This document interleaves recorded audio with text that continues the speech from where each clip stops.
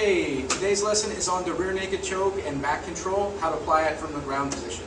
First of all, we're going to look at the kind of the mechanics of the choke, how you squeeze the neck. This is, by the way, probably the most recognized move in all of jiu-jitsu. Can you sit on your bottom so on your knees real quick? So real simple, what we want to do is we want to come around the person's neck so that our elbow is directly underneath the chin, not to the side like this, directly underneath the chin. Grab your own bicep, hand comes behind the head, squeeze the elbows together and apply a little pressure backward with your elbows as your chest expands forward. Very little pressure, he's going to tap.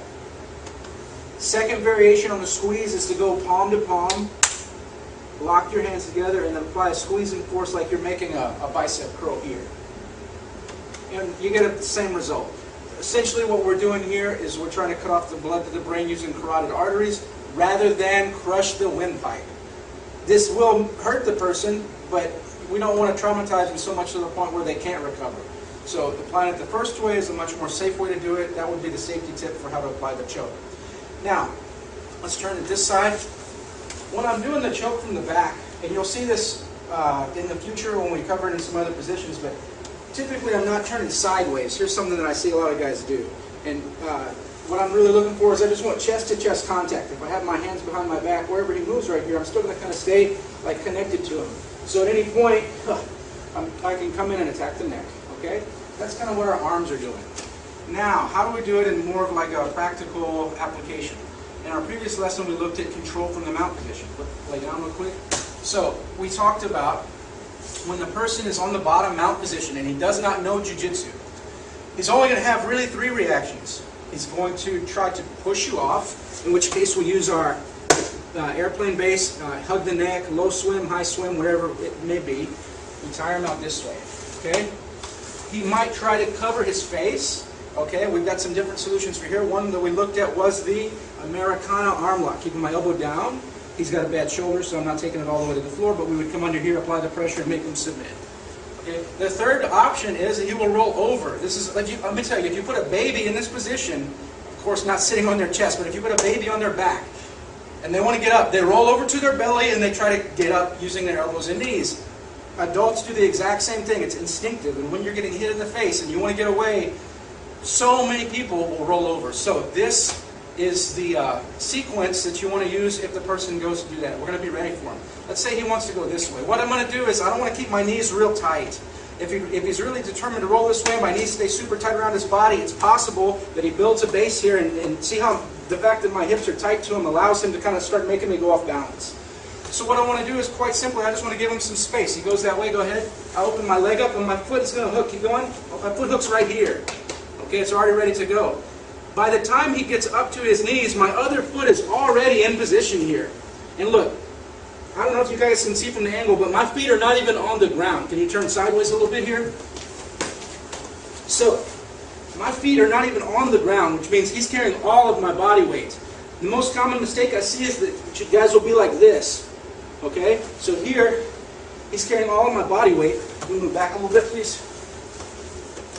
Option number one from this position is simply to flatten the person out. I do that by going underneath his armpits with both arms, and I stretch my feet back and arch my low back. And if you can notice here, his feet are kind of up in the air. He's getting tremendous pressure on his low back right now. And this is a very powerful position in jiu-jitsu simply for the fact that it's impossible for him to reach your face, and you can easily hit his face with strikes even if you don't know any submission holds. Okay? So this would be ideal. Another option that you're going to have to combine with this position is where you end up perhaps on the bottom position when you're on the guy's back. And we're going to look at that right now. Okay? Can we go back to the mount? So, I get mounted. He's frustrated. He goes to his belly. I give him the space to go. I hook my foot. Before I'm able to flatten, what happens is he gets into a real strong ball and tries to like roll me over. Freeze, freeze. Come back. Most common mistake in this position with regard to your body position is getting yourself too high on the guy's back. Here he'll simply shake you off. Okay? So, what you want to do is you want to wiggle yourself back onto the guy's low back here. And then what I'm going to do is watch my hand position. This is called seatbelt grip. I go over his neck with one arm and under his shoulder with the opposite arm. My head stays super close to his head, so there's no disconnection here. Now, from this point, wherever he goes, I'm going to try to stay connected, chest to his back, and we're going to move around a little bit. My feet are not crossed, but they're simply squeezing and controlling the hips. Go ahead and move a little bit. So here's where we land. Okay? In the position we are right now, we refer to this as strong side. What I mean by that is the arm that's over his neck is the ideal position to be in this position. Okay? If we were on the opposite side,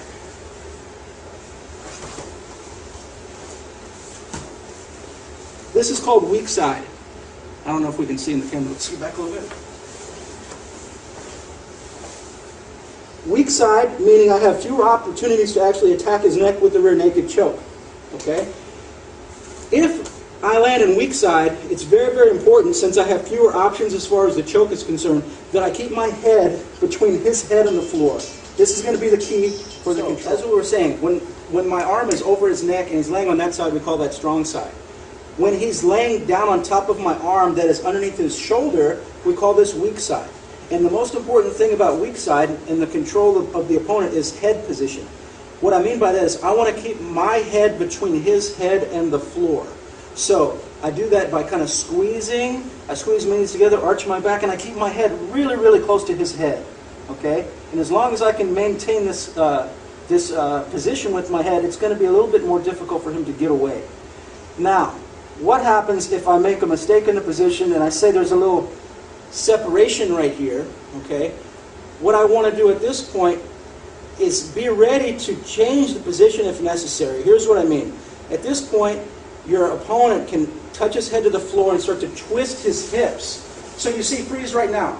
If I am so stubborn in the position that I'm still trying to go for his neck and try to take his back, chances are that he's going to completely get away from me. You don't got to move, but just trust me, you're not going to hold the position. So rather than end up on the bottom here, what we're going to do is we're just going to give up the position and go to the next best option, which is the mount. So what I do is I uncross my feet, one foot goes across his body, the other foot tucks underneath his back. And I need to let go of whatever hand I was using on the ground here, or to control him and hug him with the seatbelt grip, to put my elbow or hand on the ground. What this allows is my hips to stay higher than his. So even if he tries to turn into me at this point, I'm going to win that battle. Bam! And I'll land right back into the mount. So, you can see they're kind of connected, okay? So we've got the mount position, the back control, and a couple ways to just stay sticky to the guy. So let's look at how this position kind of unraveled again. We're mounted. He decides to roll over. I give him the space to hook in. He goes to get up. I make sure I'm on his low back. I get my seatbelt grip here. Head real close. Notice it doesn't matter which side I grip with. I can go either way. However, it will matter which side he lands on in terms of strong side and weak side. So if my right arm is over his neck, ideally I would like to end up eventually with him laying on this side of my body. So we'll move around a little.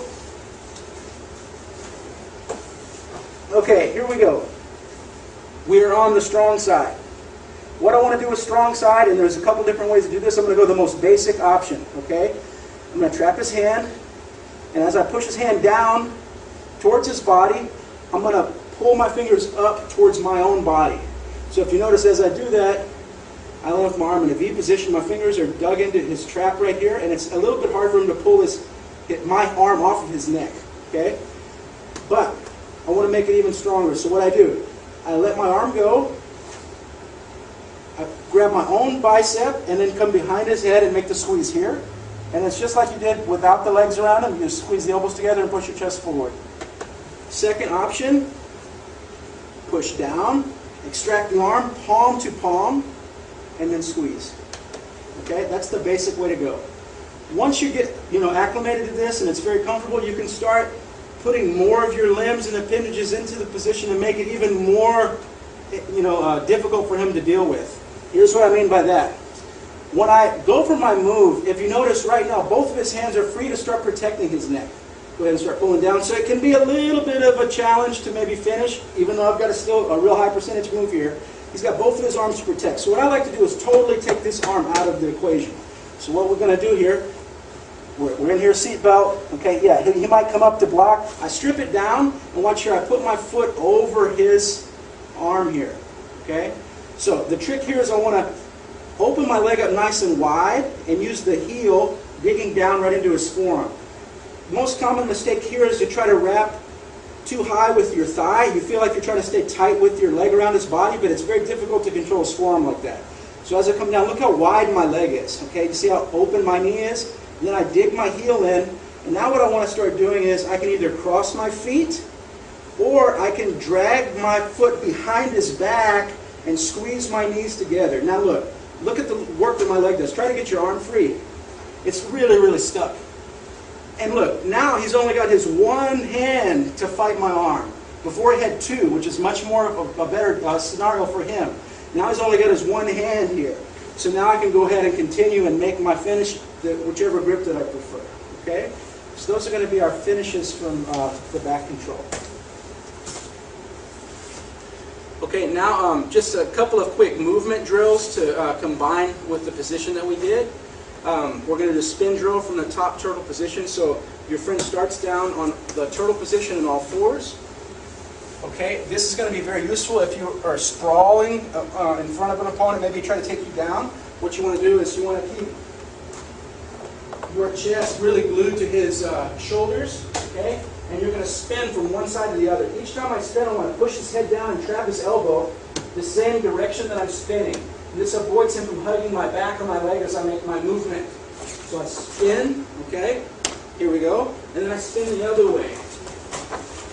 All right? So it's head and elbow. Head and elbow. I could spin all the way around, but I think for the drill, this is fine. Just going about 180 degrees around the target. Okay? Another option for getting the back here involves more of just a hip twist. Okay? So once again, I'm sprawled, and what I'll do here is one hand shoots across his far side, and the other I put my hip down. All right? And now when I come up, what I want to do is just bring my knees together, and then go for my seatbelt grip here. Okay? So I'm in front of him. I shoot for the forearm, put my hip down, and then I change my base, and then go for my seatbelt here. Third drill, a little bit quick. What I do here is instead of going chest to the back, I'm going to be more doing like a push-up on him. Okay? My arms are controlling his spine down to the floor. I'm going to take my right foot, and I'm going to cross it over his body. As I do, the hand that's on his shoulders lets go. I end up sitting on him like this. All right? This is a very kind of a tricky move when you're doing it with your friend in class. You have to do it a very certain way not to injure him, okay? Can you get in a tighter turtle, please? What I say by tighter turtle is, when the person's in this position, go back to where you just were, there's no reason for me to do any of these fancy moves. Look how easy I have his back, you see? So if the person's defending well, he takes away the space that I need. Like, for example, elbows inside your knees, knees spread wide. Yeah, here it's very difficult to get my feet around the guy. So that's where you have to start figuring out how to open him up a little bit. So from here, I get to his back, make a little space. I actually just sit right on his low back, and my hand goes right here on the inside of the gi, okay? My feet push into the floor, and it creates a little bit of a lever here on his low back. So I start to pull him up. Now here's the danger, okay? I'm going to let go so I don't injure him, but if I fall straight back like this and hold on to him, very good possibility he could rip his knees apart right here as he goes back. So as soon as I get my hooks in with my friend in class, what I want to do is fall sideways, and just be very careful not to injure his knees when you do this drill. Okay? So, that's fine. So that's the back control connected with the person turning over, escaping the mount position. Very common reaction. How to control whether you're on the top or the bottom.